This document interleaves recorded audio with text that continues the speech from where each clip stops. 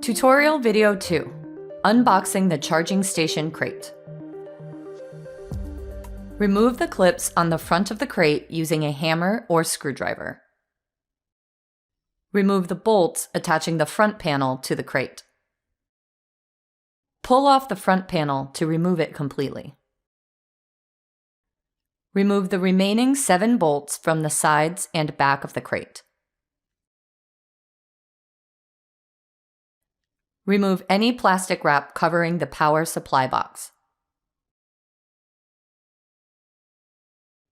Remove the 6 bolts attaching the power supply box to the pallet. Attach safety-rated lifting straps to the 2 eye bolts on the power supply box. Using a crane or forklift rated for at least 1,100 kilograms, lift the power supply box off of the base pallet and gently place it on the ground in the desired location. The charging station crate can now be installed. Refer to section Charging Station of HD-1500 User Manual for further instructions on installing the charging station crate. A certified electrician is required to connect the power supply box to AC power.